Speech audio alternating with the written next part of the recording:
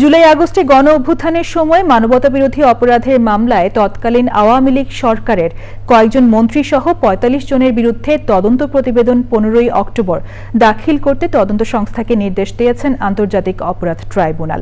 হাসানুল হক ইনু আদালতের অনুমতি ছাড়া অসৎ উদ্দেশ্যে কারাগারে কণ্ঠস্বর পরীক্ষার অভিযোগ করলে মৃদু বাগবিতণ্ডা হয় চিফ প্রসিকিউটরের সঙ্গে। ট্রাইব্যুনাল বলেছেন, আদেশ অনুযায়ী কণ্ঠস্বর পরীক্ষা করা হয়েছে। মাজহারুল হক মান্নার রিপোর্ট।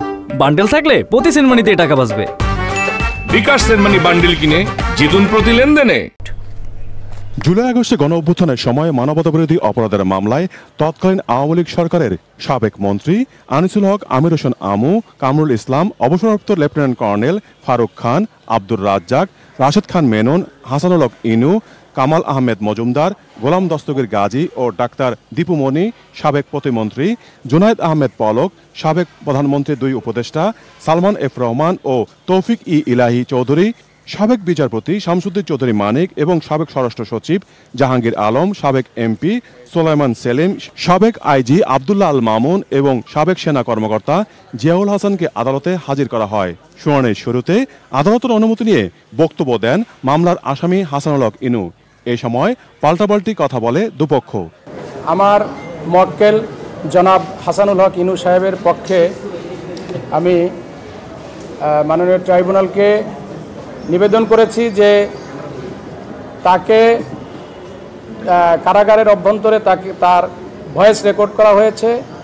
তো কি উদ্দেশ্যের ভয়েস রেকর্ড করা হয়েছে এবং কেন রেকর্ড করা হয়েছে এ বিষয়ে আমি তার নিয়োজিত আইনজীবী বা আমার সাথে যারা ছিলেন তারা কেউ অবগত ছিলেন না, বা কোনো পিটিশন আমাদের জানা ছিল না, বা কোনো অর্ডার হয়েছে কিনা সেটাও আমরা জানতাম না।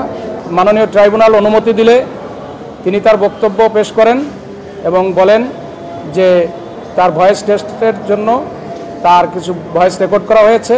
তো এই বিষয়ে কোনো মাননীয় ট্রাইব্যুনালের আদেশ নির্দেশনা ছিল কিনা এটা জানতে চাইলে তাকে কোনো রকম কোনো আদেশের কপি প্রদর্শন করা হয় নাই। এটাই আমাদের বক্তব্য ছিল মাননীয় ট্রাইব্যুনালে। পরে প্রসিকিউটর আদালতকে বলেন, এই মামলায় ৪৫ আসামির মধ্যে ১৬ জন উপস্থিত আছেন। তদন্ত শেষ করার জন্য 3 মাস সময় চাইলে আদেশ দেন ট্রাইব্যুনাল।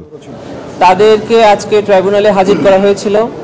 তাদের মামলার তদন্তের অগ্রগতি প্রতিবেদন ট্রাইব্যুনালে জমা দিয়েছেন তদন্তকারী কর্মকর্তা এবং সাথে সাথে আরও 3 মাসের সময় প্রার্থনা করেছেন। ট্রাইব্যুনাল সময় মঞ্জুর করেছে।